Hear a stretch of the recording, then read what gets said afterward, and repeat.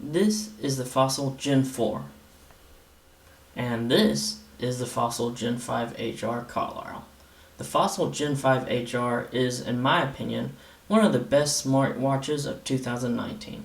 Updated Qualcomm 3100 chipset, 1GB of RAM, updated Wear OS interface, perfect blend of technology and fashion. I'm Matthew with Cool Stuff, and after wearing the Fossil Gen 5 HR for 3 months, this is my Fossil Gen 5 HR long-term review.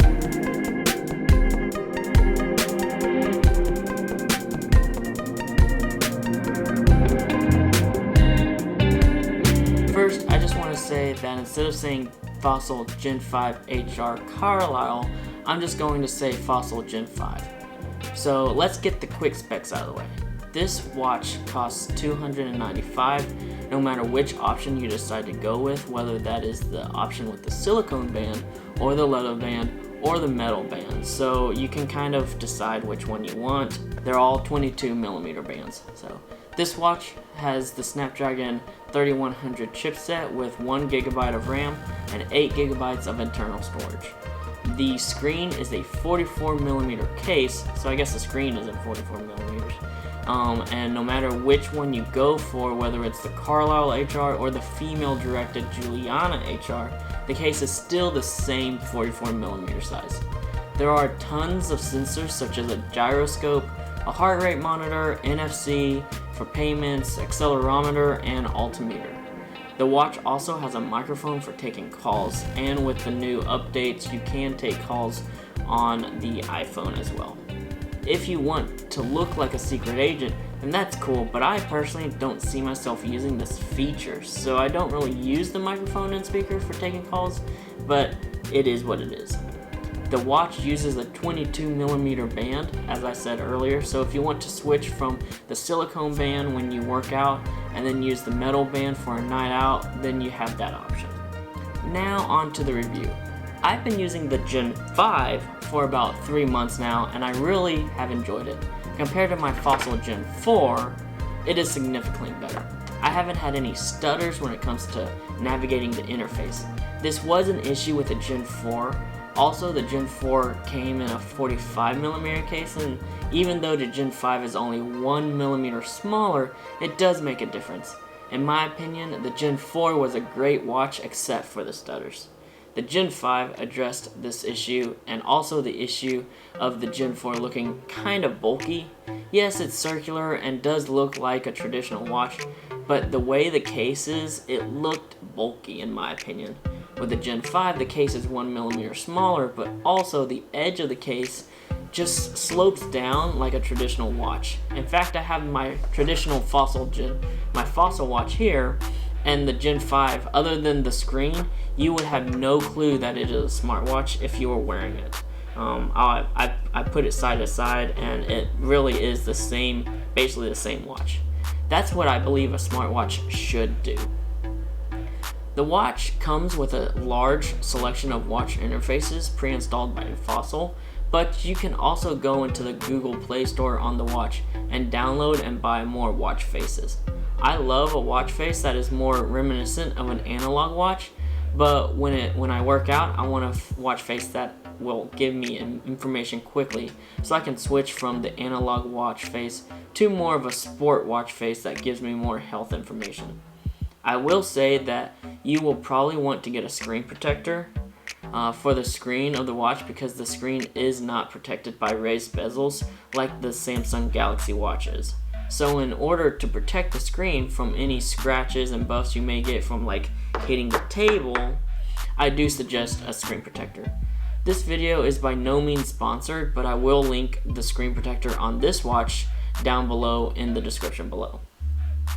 One issue that I have had with this watch is that sometimes I feel like I'm not getting all my notifications on my watch.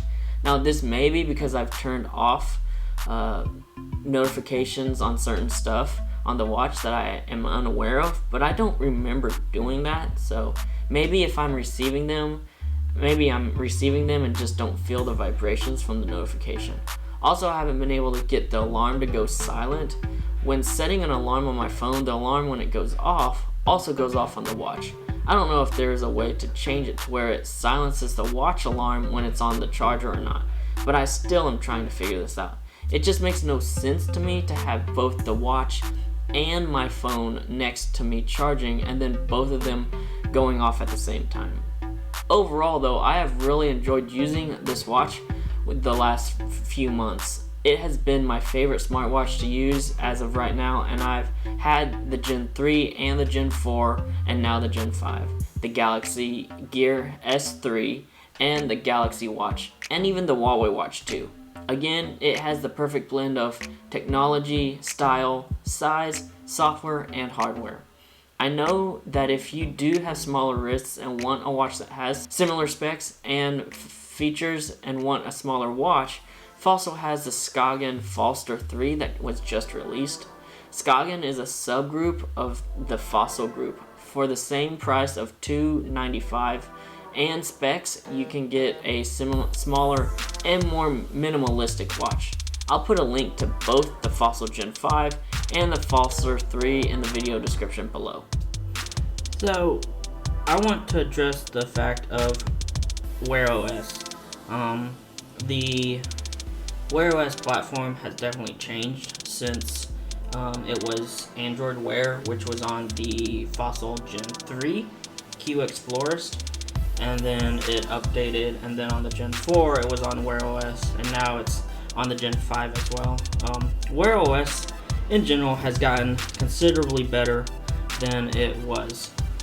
Before it was just a jumbled mess, but now it has kind of refined it. So let's just take a quick look into Wear OS on the Fossil Gen 5, so that way you guys can know what you're getting with Wear OS. So first of all, you have the home screen here at tap to wake, and then if you swipe down, you've got like your quick settings, do not disturb, battery, airplane mode, all that, and then you also have the settings tab right there. So let's tap that. So yeah, if you swipe back, it'll go back into the next screen, or the previous screen. If you swipe down, or I guess up technically, you have kind of your notifications. I do wish that the notifications were more grouped together. Right now it looks like it's grouped together, but usually it'll have like your text message, YouTube, text message, Snapchat, like it doesn't matter. It just kind of is a jumbled mess, which is kind of sad in my opinion. I wish it was kind of grouped together more like it does on the phone, Android 10 and all that. But anyways, let's tap it again.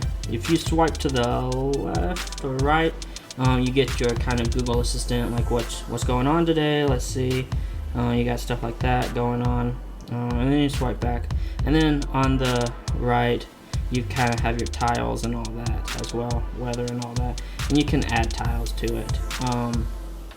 Again, also if you tap and hold, you have a bunch of different watch faces kind of thing, and you can always add.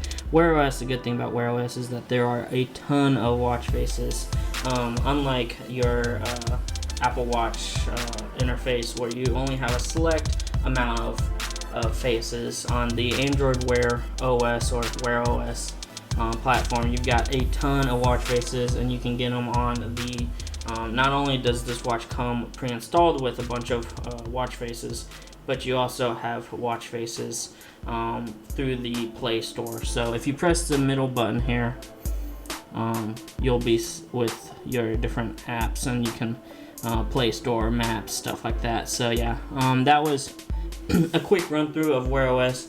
It has gotten a little bit better, or actually it's gotten considerably better. It's not quite to the point of like Tizen OS, or I guess technically Apple OS, but it's getting there. It's a lot better than it was in the past. I wouldn't use Wear OS when it comes to fitness tracking. It's not all that accurate, so just be aware of that. If you're trying to find a watch for fitness, if you have an iPhone, go with an Apple Watch. Great for fitness. If you don't have an iPhone and you want something else, I would personally go with kind of a Samsung Galaxy Watch Active 2 or Watch Active. Those are great watches. The 2, of course, is newer, but the regular one is still a great watch. It does, it may be a little bit slower, not have all the same features, but it's still a great watch, and provides that somewhat accurate tracking, at least more accurate than the Wear OS platform. So just to be aware of that.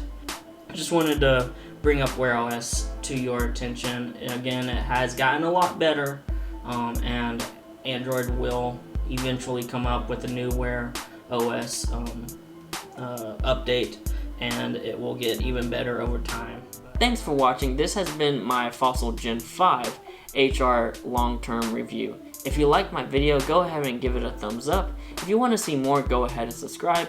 Hit that bell icon to be notified when I post a new video. I try to post every other weekend. Until then, peace.